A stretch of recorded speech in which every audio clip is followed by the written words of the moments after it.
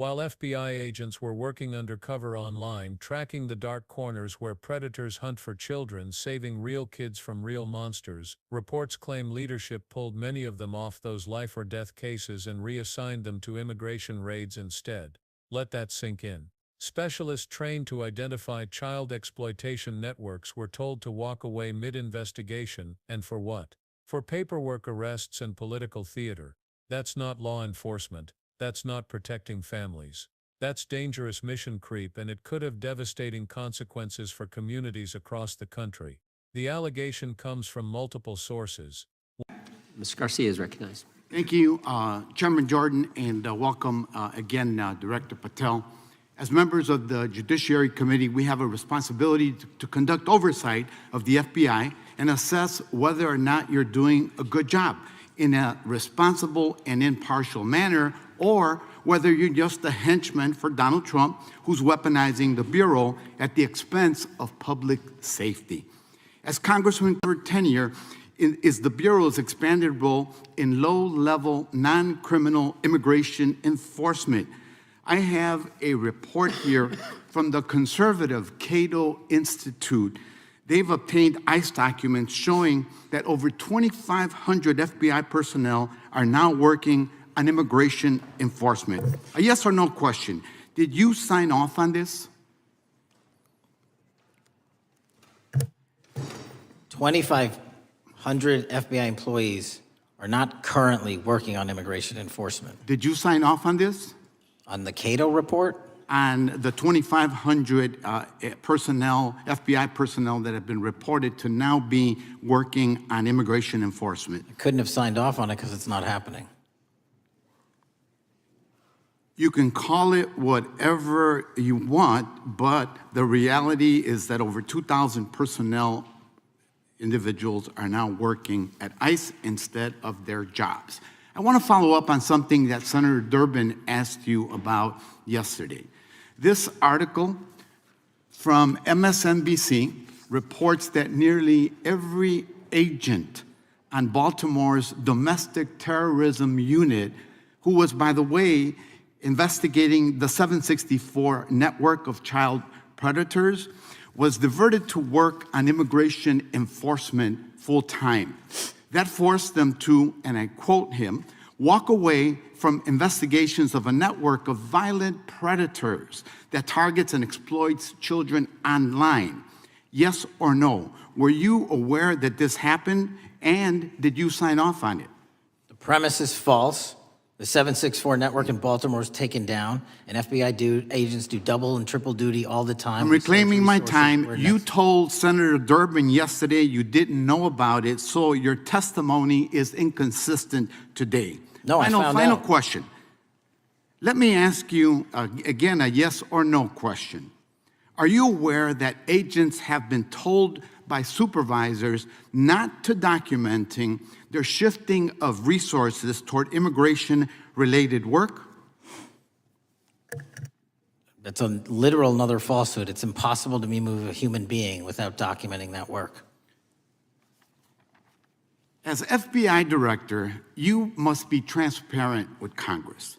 You need to provide us information about how many agents have been diverted to non-criminal immigration enforcement, why the Baltimore unit was dismantled, and whether there's a cover-up of what's happening under your leadership, because this goes to the heart of whether or not you're carrying out the stated mission of the FBI, keeping our communities safe. Diverting FBI agents from investigating violent child predators doesn't make us safer.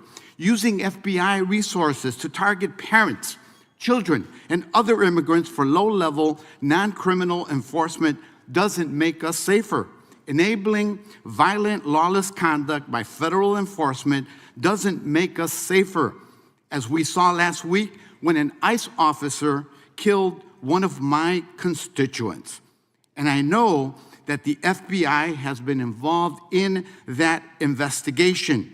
And yesterday, ICE did a raid in the suburb of Elgin where 2 U.S. citizens were arrested, and who accompanied them on that filming of that show? Secretary Nunn. Shameful conduct.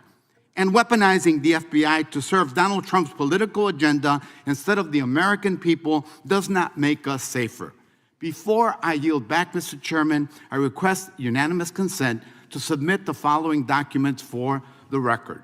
A report from the Cato Institute, which I referenced earlier, where ICE has diverted over 2,500 officers from their jobs, and two, an article from MSNBC titled Trump's Deportations Divert FBI Agents Off Child Predator Cases, and an article from CNN entitled White House Pressure for Increased Immigration Arrests Strains Law Enforcement Agencies. Thank you, and I yield back. Gentleman yields back. Without objection, gentleman yields back. Gentleman from Wisconsin is recognized. One report from a conservative research institute claims more than 2,500 FBI personnel were diverted to immigration enforcement.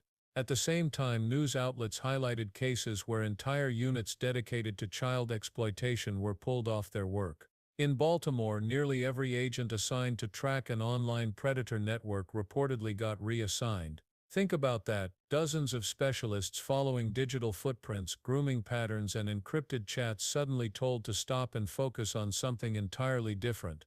That's not a small bureaucratic shuffle, that's tearing down the walls in the middle of a rescue mission. And when pressed, the director denied it flatly. No, he said, it's not happening. But denials don't erase the documents or the eyewitness accounts. And that clash between paper evidence, news reporting, and sworn testimony is exactly why this story matters. Because the consequences of reassignment aren't theoretical, they're immediate, concrete, and measured in human lives. Online child exploitation investigations depend on continuity. When investigators leave midstream, months of careful monitoring collapse. A predator who has been groomed into exposing his network can disappear in a heartbeat. IP traces go cold, chat accounts shut down and reappear under new aliases. Victims who were ready to cooperate lose faith or worse, disappear back into silence. The predators on the other end aren't waiting politely for law enforcement to catch up. They're adaptable, fast, and cruel. Every delay is an opportunity for them to exploit more kids. When an entire unit is pulled off the hunt, it's not just a setback, it's a green light for abusers who now know the spotlight has shifted. And here's the other layer people don't always see: trust. Federal agencies don't operate in a vacuum. They depend on community cooperation, families who share tips, neighbors who report strange activity, parents who notice something suspicious online. But when those same communities see FBI jackets showing up alongside immigration raids, that trust erodes overnight. Families stop talking.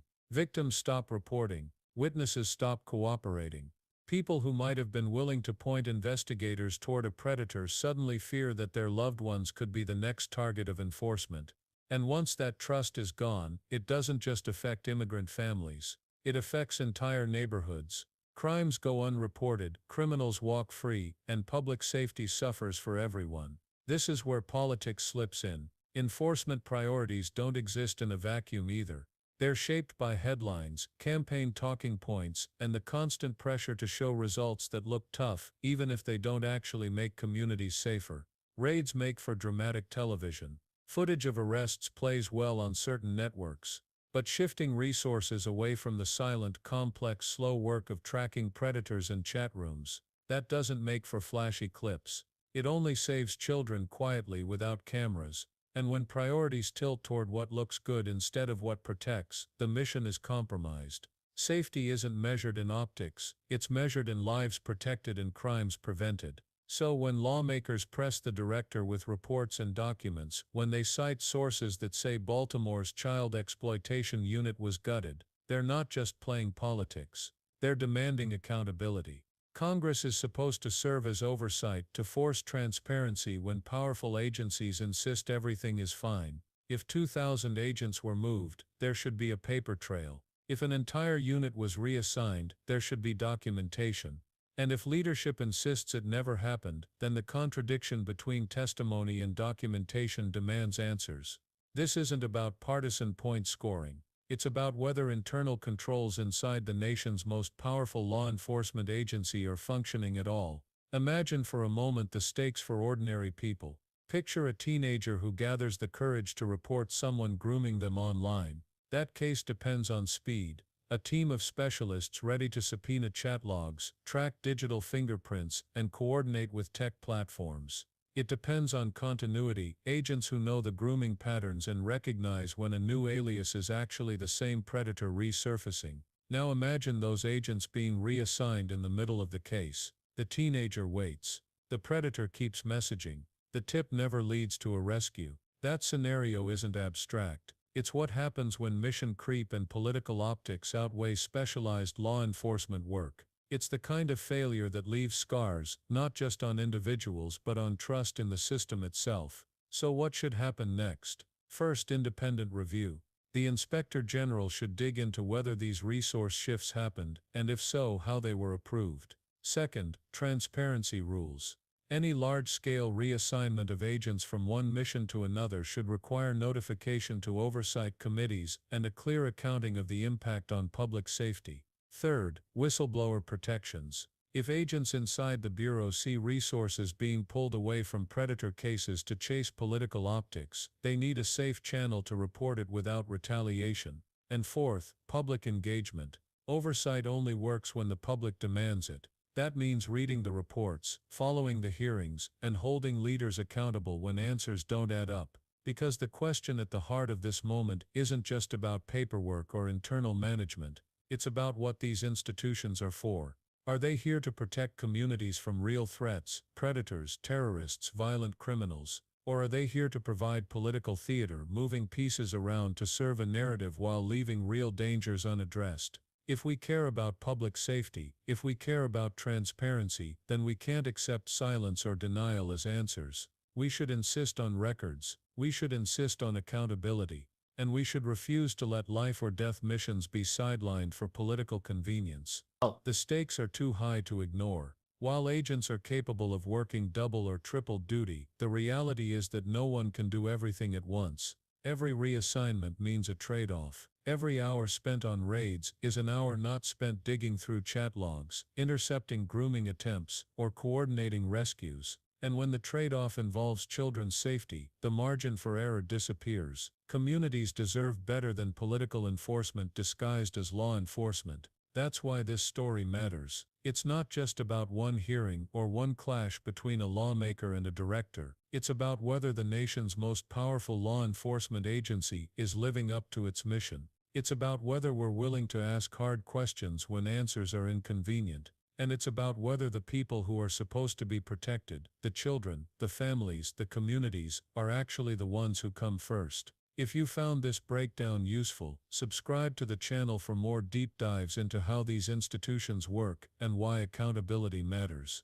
Hit the like button if you believe law enforcement resources should protect people, not serve political optics. Drop a comment and tell us what you think. Should agents ever be reassigned away from predator cases for other priorities? And share this video with someone who cares about public safety and civil rights. The conversation doesn't end here, it starts here, with you. And together we can demand the transparency and accountability that make communities safer.